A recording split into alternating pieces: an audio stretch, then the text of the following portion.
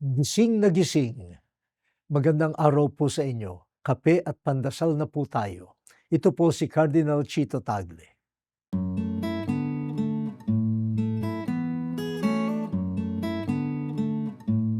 Kailan ka gising na gising?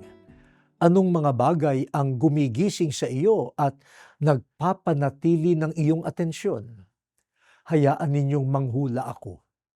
Kapag may paboritong programa sa TV o internet, gising sa paghihintay at pagsubaybay ang tapat na tagasunod.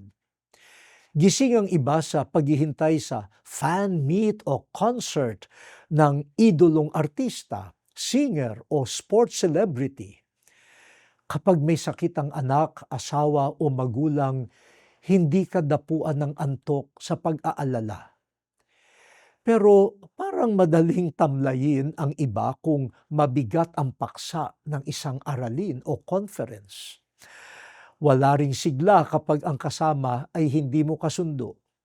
Ibig sabihin, ginigising tayo ng tao at bagay na tinuturing nating mahalaga. Gising na gising ba tayo sa pakikinig, pagsasapuso, at pagsasabuhay ng salita ng Diyos? Gising ba ang diwa natin kapag nananalangin at nagdiriwang ng sakramento?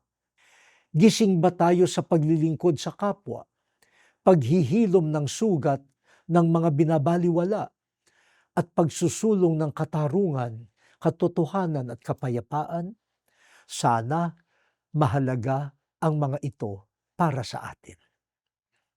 O Diyos, manatili nawa kaming gising sa pagpapalaganap ng iyong kaharian at kapayapaan. Amen.